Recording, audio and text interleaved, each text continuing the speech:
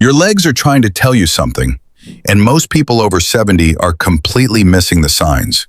That cold sensation creeping up from your feet, the heaviness that makes even a short walk feel like climbing a mountain, the swelling that appears out of nowhere by the end of each day.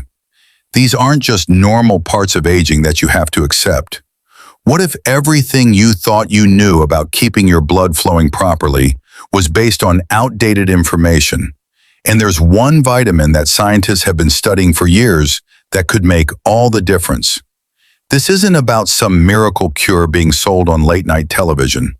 This is about understanding what's actually happening inside your blood vessels and why one particular nutrient keeps showing up in research study after research study when it comes to maintaining healthy circulation as we age. Think about your circulatory system for a moment. It's an intricate network of blood vessels stretching over 60,000 miles throughout your entire body, constantly working to deliver oxygen and nutrients to every single cell. Your heart beats roughly 100,000 times every single day, pumping about 2,000 gallons of blood through this massive highway system. For decades, this system works flawlessly, adapting to whatever you throw at it. But somewhere around the age of 70, something fundamental starts to change. The walls of your arteries, which were once smooth and flexible like the inside of a garden hose, begin to stiffen. Calcium deposits start forming where they shouldn't be, essentially turning soft, pliable tissue into something that resembles stone. This process is so common that early pathologists who studied aging noted that arteries which were soft and flexible in youth often turned hard and inflexible in elderly patients. The transformation doesn't happen overnight. It's a gradual process that most people don't even notice until the symptoms become impossible to ignore. Your legs are usually the first place you'll feel the effects because they're the farthest point from your heart, and blood has to work against gravity to return from your feet back up to your chest. When your blood vessels lose their flexibility and become narrowed by calcium buildup, that journey becomes increasingly difficult. Blood pools in your lower extremities, causing swelling.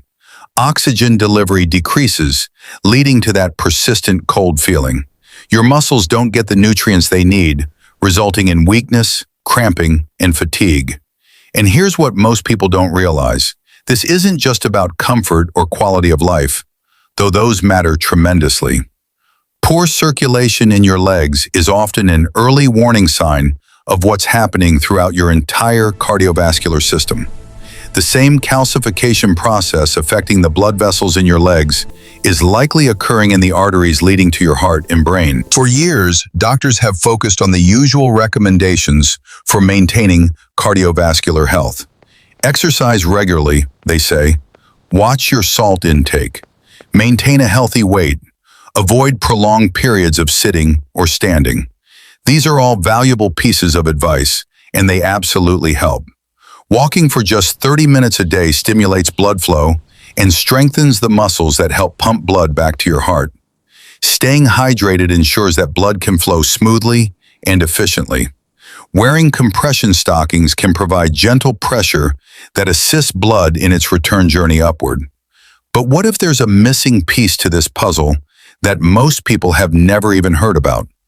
Scientists have discovered that there's a specific vitamin that plays a crucial role in directing calcium to where it belongs in your body and keeping it away from where it doesn't. This vitamin activates proteins that act like traffic controllers for calcium, ensuring that this essential mineral goes into your bones to keep them strong, while simultaneously preventing it from depositing in your arteries and making them stiff. The vitamin we're talking about is vitamin K2, and the evidence supporting its importance for vascular health has been building for over 2 decades. This isn't some new discovery that needs more research.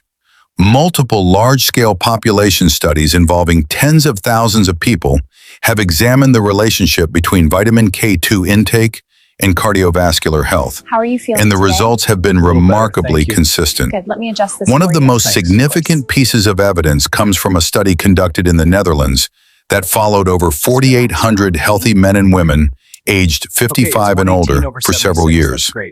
The researchers carefully tracked the participants' dietary intake of different forms of vitamin K and measured various markers of cardiovascular health. Observe this peak. What they found was striking. It's a significant. People who consumed higher amounts of vitamin K2, specifically at least 32 micrograms per day, showed dramatically better cardiovascular outcomes compared to those with lower intakes. The high vitamin K2 group had 50% less arterial calcification, 50% lower cardiovascular risk, and 25% lower all-cause mortality.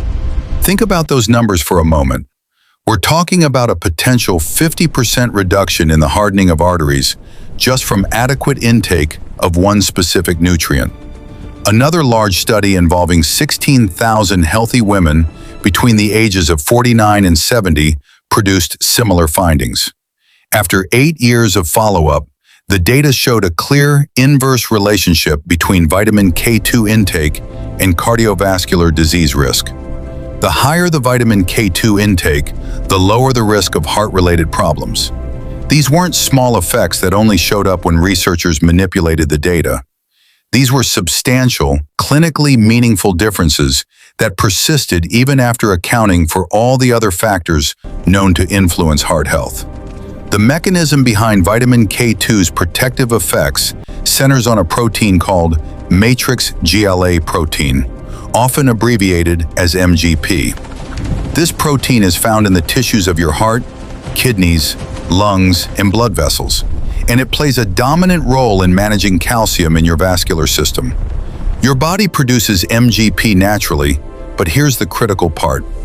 MGP can only do its job of preventing arterial calcification if it's been activated by vitamin K2. Without adequate vitamin K2, MGP remains in an inactive form that can't bind to calcium or escort it out of your arterial walls. Scientists can actually measure this inactive form in your bloodstream, and it serves as a marker of vitamin K status. Studies have consistently shown that people with higher levels of inactive MGP in their circulation have increased rates of arterial stiffness, vascular calcification, and ultimately cardiovascular disease and mortality. It's like having security guards who show up to work but aren't given the keys or the authority to actually do their job. The guards are there, but they're completely ineffective. That's what happens to MGP when you don't have enough vitamin K2. It's produced by your cells, but it sits there, unable to perform its protective function. The connection between vitamin K2 and blood flow becomes even more interesting when you look at research examining blood vessel flexibility. Arterial stiffness is a major predictor of cardiovascular problems because when your arteries lose their ability to expand and contract with each heartbeat, your heart has to work much harder to pump blood throughout your body. Blood pressure rises, and the risk of serious complications increases. In a study of healthy postmenopausal women who took vitamin K2 supplements daily for 3 years, researchers found significant improvements in arterial stiffness compared to women who received a placebo. The vitamin K2 group showed measurable improvements in how well their arteries could expand and contract, suggesting that the blood vessels were becoming more flexible and youthful in their function. This wasn't just a matter of preventing further deterioration. There appeared to be actual improvement in arterial health. Now, you might be wondering why you haven't heard more about vitamin K2 if it's so important. Part of the reason is that vitamin K2 is relatively difficult to obtain from a typical Western diet. Unlike vitamin K1, which is abundant in leafy green vegetables like kale and spinach, vitamin K2 is primarily found in fermented foods and certain animal products. The richest dietary source is a traditional Japanese food called natto, which is made from fermented soybeans. However, natto has a very distinctive taste and texture that many people outside Japan find challenging to enjoy. Other sources of vitamin K2 include certain cheeses, particularly aged varieties like Gouda and Brie, egg yolks from chickens that have been pasture-raised, and some organ meats. But even from these sources, most people don't consume anywhere near the amounts that research suggests are beneficial for cardiovascular health. The typical Western diet provides very little vitamin K2, and this deficiency has consequences that extend beyond just cardiovascular health. Remember that vitamin K2 doesn't just keep calcium out of your arteries. It also helps direct calcium into your bones, where it's needed to maintain strength and density. This dual action means that a deficiency in vitamin K2 can contribute to both arterial calcification and bone loss, a particularly problematic combination for older adults. Your bones become weaker and more prone to fracture at the same time that your blood vessels become stiffer and less healthy. Research has shown that vitamin K2 supplementation can help with both issues simultaneously. Studies in postmenopausal women have demonstrated that daily vitamin K2 intake leads to both improved bone mineral density and reduced arterial stiffness. It's addressing two of the most significant health concerns for aging individuals with a single nutrient. The question that inevitably arises is whether taking vitamin K2 supplements can actually reverse arterial calcification that has already occurred, or whether it only prevents further progression. The honest answer based on current evidence is that the effects appear to be primarily preventive, though there are hints that some reversal might be possible in earlier stages of calcification. Several clinical trials have tested whether vitamin K2 supplementation could slow or reverse heart valve calcification in older adults who already had significant calcium buildup. These studies generally found that while vitamin K2 successfully improved vitamin K status in the participants, as measured by decreased levels of inactive MGP, it didn't significantly slow the progression of valve calcification in people who already had severe disease.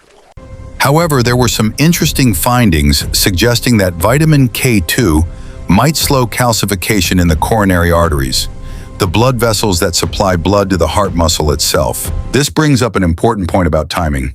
The evidence suggests that vitamin K2 is most effective as a preventive strategy rather than a treatment for advanced vascular disease. Starting adequate vitamin K2 intake earlier in life, or at least before significant calcification has occurred, appears to be key.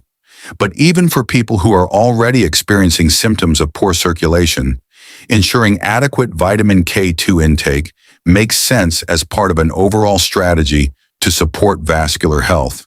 It may not reverse damage that's already been done, but it could help prevent further deterioration and support the health of blood vessels throughout the rest of the body. The impact on leg circulation specifically comes through multiple pathways.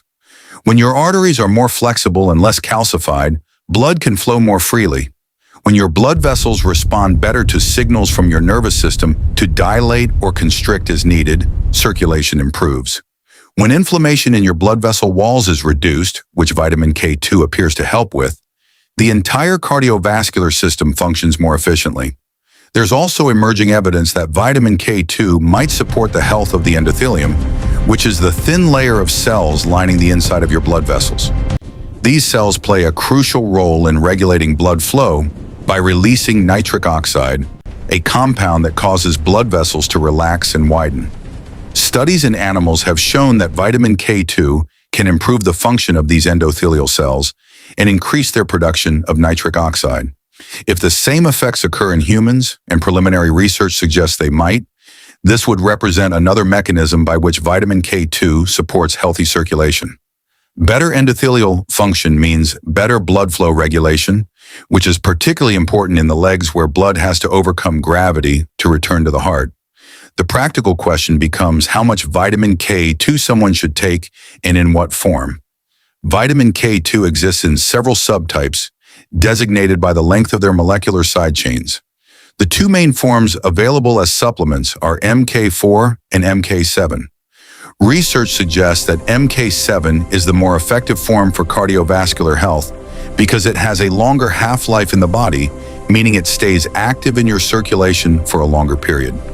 Studies have used various doses, but most of the cardiovascular research showing positive effects has used doses ranging from about 100 to 300 micrograms of MK7 per day. Some experts recommend 180 micrograms as a good target dose, though even lower amounts around 50 micrograms daily appear to have beneficial effects when used as part of a comprehensive approach to cardiovascular health. One important safety consideration is that people taking certain blood-thinning medications, particularly warfarin, which is also known by the brand name Coumadin, should not take vitamin K2 supplements without consulting their doctor. Warfarin works by interfering with vitamin K activity, and taking vitamin K2 can counteract the medication's effects and potentially lead to dangerous blood clots. Other blood thinners, like the newer oral anticoagulants, also require caution, and anyone on these medications should discuss vitamin K2 supplementation with their healthcare provider before starting. For most other people, vitamin K2 supplements appear to be very safe with minimal side effects reported in clinical trials. The most common issue is mild digestive upset in some individuals, but this is relatively uncommon. It's worth emphasizing that vitamin K2 shouldn't be viewed as a magic bullet that can single-handedly solve circulation problems. The research shows it's an important piece of the puzzle, but it works best as part of a comprehensive approach to vascular health. Regular physical activity remains crucial because movement stimulates blood flow and helps prevent blood from pooling in your lower extremities. Even simple exercises like ankle pumps, where you flex and point your feet while sitting, can help move blood back toward your heart. Elevating your legs when resting allows gravity to assist with blood return. Staying well hydrated keeps your blood at the right consistency for optimal flow. Avoiding excessive salt helps prevent fluid retention and swelling. Managing conditions like diabetes and high blood pressure reduces damage to blood vessel walls. All of these factors work together to support healthy circulation. The diet you eat beyond just vitamin K2 intake also matters significantly. Foods rich in omega-3 fatty acids, like fatty fish, walnuts, and flax seeds, support cardiovascular health by reducing inflammation and improving blood vessel function. Berries and other foods high in antioxidants help protect blood vessels from oxidative damage. Whole grains provide fiber that supports healthy cholesterol levels. Leafy greens offer not just vitamin K1, but also nitrates that your body can convert to nitric oxide for better blood vessel dilation. The Mediterranean diet pattern, which emphasizes these types of foods while limiting saturated fats and processed foods, has been extensively studied and consistently shown to reduce cardiovascular disease risk. Adding adequate vitamin K2 to this type of eating pattern creates a powerful combination for vascular health. There's something profound about understanding that the symptoms many people accept as inevitable parts of aging, like cold feet, heavy legs, and reduced mobility, might actually be preventable or at least improvable with the right nutritional support. The research on vitamin K2 and vascular health represents a shift in how we think about aging and cardiovascular disease. Instead of viewing arterial calcification as an irreversible consequence of getting older, we can see it as a process influenced by specific nutritional factors that we have some control over. This doesn't mean we can stop aging or prevent all health problems, but it does mean we have more agency in how we age than we might have thought. The field of vitamin K2 research continues to evolve, with ongoing studies examining optimal doses, the best timing for supplementation, potential benefits for other aspects of health beyond bones and blood vessels, and how vitamin K2 interacts with other nutrients. What we know right now, based on the substantial body of evidence already published, is that vitamin K2 plays a crucial role in calcium metabolism that has direct implications for vascular health. We know that most people don't get enough of it from their diets. It really is. We know that ensuring adequate intake appears to support arterial flexibility and reduce calcification. And we know that this matters particularly for circulation in the legs, where the effects of poor vascular health often show up first and have such a significant impact on quality of life and mobility. For anyone over 70 experiencing symptoms of poor leg circulation, having a conversation with a healthcare provider about vitamin K2 makes sense. Blood tests can check for markers of vitamin K status, though these aren't routinely done in standard medical care. A thorough evaluation of circulation issues should also rule out other potential causes and identify any underlying conditions that need specific treatment. But alongside whatever other interventions might be recommended, ensuring adequate vitamin K2 intake through a combination of diet and potentially supplementation represents a science-backed approach to supporting vascular health. The evidence is clear that this vitamin plays a role in keeping calcium where it belongs in your bones and out of your blood vessels where it causes problems. The story of vitamin K2 in circulation is still being written, with new research adding details and nuance to our understanding. Let's review the data. But the foundation is solid, built on multiple large population studies, controlled clinical trials, and a clear biological mechanism. For the millions of people over 70 dealing with cold, heavy, swollen legs, and wondering if there's anything they can do beyond just accepting these symptoms as part of getting older, you're welcome. Vitamin K2 offers a scientifically supported option worth exploring. What a beautiful day for a walk. It's not about reversing decades of arterial aging overnight. It's about giving your vascular system the nutritional tools it needs to function as well as possible, supporting the flexibility and health of blood vessels that have served you faithfully for 7 decades and hopefully will continue to do so for many more years to come.